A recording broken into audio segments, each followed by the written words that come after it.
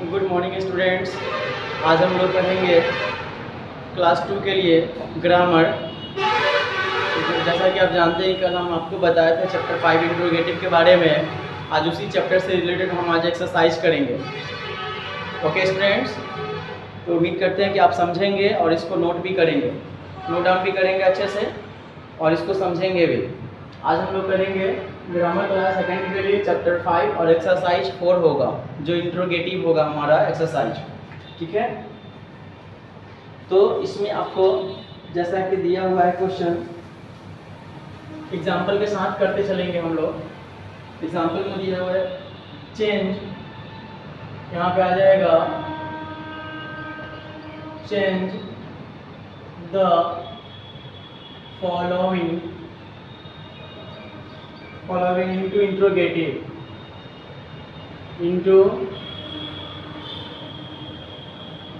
interrogative sentences।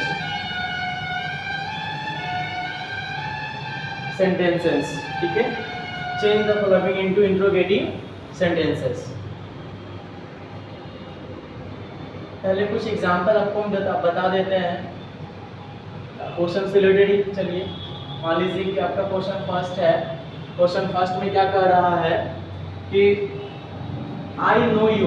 पहला question है आपका आई नो यू, ये है हमारा पहला क्वेश्चन। पहला क्वेश्चन है आई नो यू, इसको इंट्रोगेटिव में चेंज करना है। और ये कौन सा टेंस है? तो ये प्रेजेंट टेंस का आपका प्रेजेंट इंडेफिनिट टेंस है। ये प्रेजेंट इंडेफिनिट सेंटेंस है ये, जिसका यूज हम लोग करेंगे। इसका जब इंट्रोगेटिव जब बनाएंगे, कल हम आपको समझाए थे अच्छे से, तो इसमें डू और डज लगाएंगे। ओके, इसमें डू और डज लगेगा तो इसका आंसर क्या हो जाएगा? आई नो यू का। इसका आंसर हम इधर कर लेते हैं। आई नो यू का आंसर हो जाएगा do I know you, do I know you. Last में इंट्रोगेशन मार्क हो जाएगा। इसका आंसर, पहला का आंसर आपका ये है। फिर क्वेश्चन नंबर सेकेंड क्या कह रहा है? सी, क्वेश्चन नंबर सेकेंड है आपका you know me. You know me, ये आपका सेकेंड क्वेश्चन है, यू नो मी। फिर इसका आंसर क्या हो जाएगा? ये आंसर क्या होगा? आप लोग एक्सरसाइज देख सकते हो, एक्सरसाइज 4 का ये मैं करा रहा हूँ, तो आप खुद से भी बना सकते हो इसको, आप अगर समझ गए हो तो। नहीं, अगर आपसे बन रहा है तो आप यहाँ पे देख कर आप समझ कर बना सकते हो। यू नो मी का आंसर क्या हो जाएगा? Do you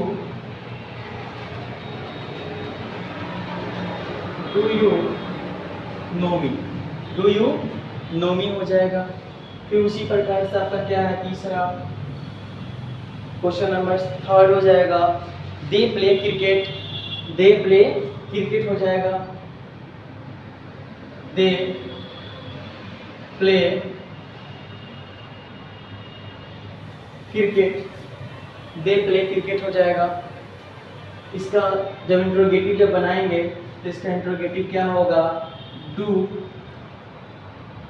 they play cricket, last में इंट्रोगेशन मार्क हो जाएगा, डू दे प्ले क्रिकेट। अब आप लोगों कि यहाँ पे डू क्यों लगा है? क्योंकि हम आपको कल बताए थे कि जब भी हम डू का यूज करेंगे तो क्या होगा? आई यू दे वी रहेगा, तो उसके साथ हम क्या लगाएंगे? डू का प्रयोग भी करेंगे। आपका चौथा क्वेश्चन है, fourth question is the boys swim in the river. The boys, question number 4, the boys swim in the river। the boys swim in the river, इसका आंसर क्या होगा? इसका आंसर सोचिए कि क्या होगा? do the boys swim in the river do the boys swim in the river हो जाएगा। आप लोग इसको समझते हुए चलेंगे और इसको नोट डाउन भी करते हुए चलेंगे। हम लोग इस एक्सरसाइज को अच्छे से पढ़ेंगे और समझेंगे।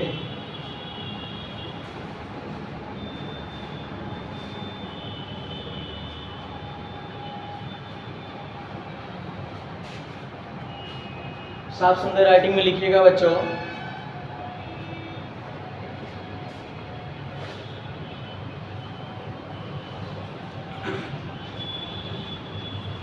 एक क्वेश्चन और हम यहाँ पे नीचे देख लेते हैं। एक क्वेश्चन और, फिफ्थ क्वेश्चन है आपका, Ram and Ali learn English. Ram and Ali learn English.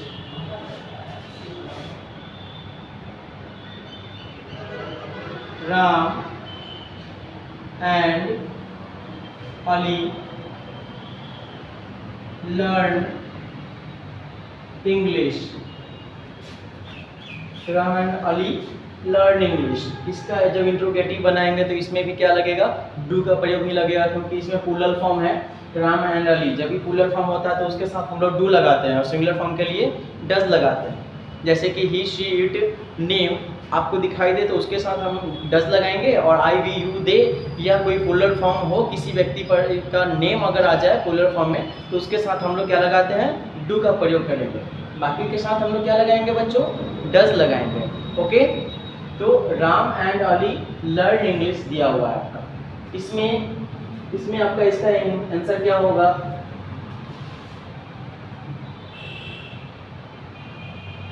Do Ram and Ali learn English. Learn English. Last में इंट्रोगेशन मार्क आप लगा देंगे। Do Ram and Ali learn English हो जाएगा। Do Ram and Ali learn English हो जाएगा। ये हो गया आपका 1 to 5 क्वेश्चन का आंसर। क्वेश्चन विथ आंसर है आपका, ये सॉल्यूशन। समझना है आपको, केवल नोट डाउन नहीं करना है, समझते हुए चलना है।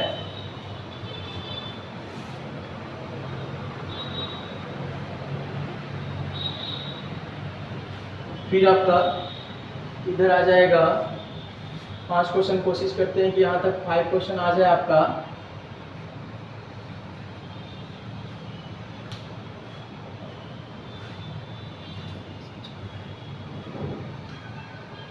इसको और इधर थोड़ा सा इधर ले लेते हैं। चलो, यहाँ से आपका क्वेश्चन नंबर 6 आ जाएगा। क्वेश्चन नंबर 6 क्या है, क्वेश्चन नंबर 6 आपका, सी लव्स मी। सी लव्स मी। सी लव्स मी, इसका इंट्रोगेटिव क्या होगा, इसका इंट्रोगेटिव होगा डज। क्योंकि हम पहले आपको बताए थे कि ही शी इट नेम अगर है सिंगुलर नंबर में तब उसके साथ हम लोग क्या करेंगे, डज का प्रयोग करेंगे। Does she. और यहाँ पे आपको बताया है, क्योंकि जब भी हम इंट्रोगेटिव जब बनाएंगे तो जो हमारा V1 होता है वो किस में कन्वर्ट हो जाता है, V5 जो है वो किस में कन्वर्ट हो जाता है, V1 में कन्वर्ट हो जाएगा। Does she love me. ये आपका क्वेश्चन नंबर 6 का आंसर हो गया बाबू। 7 का देखेंगे, 7 नंबर में 7 नंबर क्वेश्चन का रहा है, he goes to school। he goes to school। he goes to school. इसका इंट्रोगेटिव बनाना है। इसमें भी देख लीजिए V5 दिया हुआ है तो इसका V1 कर देंगे हम लोग। क्या हो जाएगा, ही डज। यहाँ पे भी आपका ही है तो ही के साथ आप क्या लगाओगे, डू लगाओगे या डज लगाओगे, तो यहाँ पे भी डज लगेगा। Does he go to school हो जाएगा। ओके, बनाइए इसको।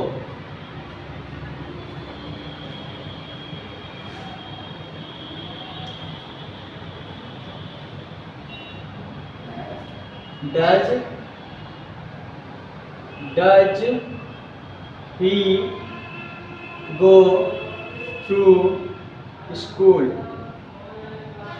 Does he go to school.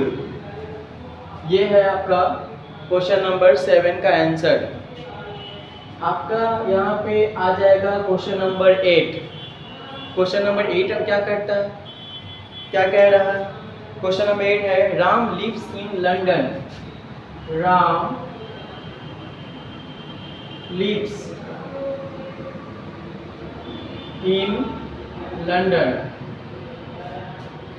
Ram lives in London, ये है आपका क्वेश्चन नंबर 8। तो यहाँ पे राम जो है सिंगुलर नंबर में है, तो आप बताइए सिंगुलर नंबर में अगर राम है तो इसके साथ क्या लगेगा, डू लगेगा या डज लगेगा? आपको आइडिया मिल गया होगा कि हम किसके साथ डू लगाते हैं और किसके साथ डज लगाते हैं। मैं एक बार फिर से रिपीट कर दे रहा हूँ, आई वी यू दे, और आई वी यू दे होगा, और प्लूरल नंबर में किसी व्यक्ति का नेम है तो उसके साथ हम लोग डू लगाएंगे। बाद बाकी ही शी इट नेम हो और सिंगुलर नंबर हो तो उसके साथ हम लोग क्या लगाएंगे, डज लगाएंगे। ठीक है बच्चों, उम्मीद कर रहे हैं कि आपको समझ में आ रहा होगा। अच्छे समझिए, इसको नोट डाउन भी करेंगे और घर पे बैठ के इसको प्रैक्टिस भी करना है। 8 का क्या हो जाएगा, राम लिव्स इन लंदन है, राम सिंगुलर नंबर में है तो इसको क्या लगेगा, डज लगेगा। डज राम लिव्स है, V5 है तो यहाँ पे क्या बन जाएगा, V1 हो जाएगा। Does Ram live in London.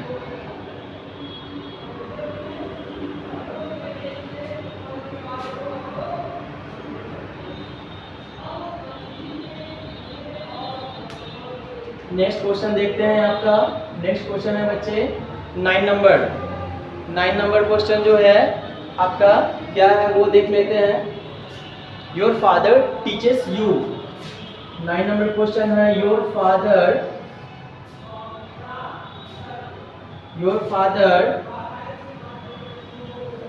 Teaches you. Your father teaches you,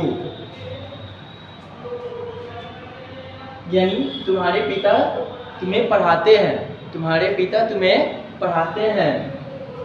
तो इसका जो है इंट्रोगेटिव क्या बनेगा, सो देख लीजिए। योर फादर है, रिस्पेक्टफुल पर्सन है, रिस्पेक्टफुल पर्सन के साथ हम लोग डज का प्रयोग करते हैं। एक चीज़ और जान लीजिए आप, फादर है तो रिस्पेक्टफुल है, उनके साथ हम लोग क्या करेंगे, डज का प्रयोग करेंगे बाबू। Does your father, does your father teach. फिर यहाँ पे टीचर्स है तो यहाँ पे क्या करिएगा आप, केवल टीच लगा दीजिएगा और लास्ट में जो रहेगा यू है तो यू डाल देंगे और लास्ट में इंट्रोगेटिव क्वेश्चन मार्क्स लगा कर छोड़ देंगे। Does your father teach you, क्या तुम्हारे पिता तुम्हें पढ़ाते हैं, इसका आंसर ये हो जाएगा। क्वेश्चन नंबर है लास्ट है ये आपका क्वेश्चन नंबर 10 है बाबू। मतलब आराम से समझा रहे हैं आपको, आराम से समझना है, ठीक है, और अच्छे से बनाना है, हमेशा के लिए इसको याद रखना है। He knows everything. 10 number question क्या है आपका, he knows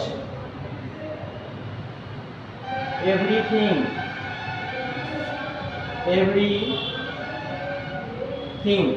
he knows everything, इसका आंसर क्या हो जाएगा, जैसा कि आपको मैं बता दिया हूँ। थर्ड पर्सन है ही शी इट नेम, इसके साथ हम लोग क्या लगाएंगे, डज लगाएंगे। Does he know everything, does he know everything, और लास्ट में इंट्रोगेशन मार्क आ जाएगा।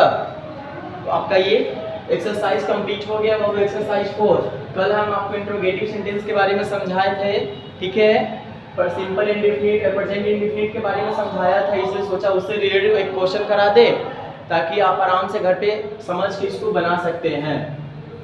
ठीक है, ये आपका लास्ट क्वेश्चन था, इसको नोट डाउन करेंगे अच्छे से।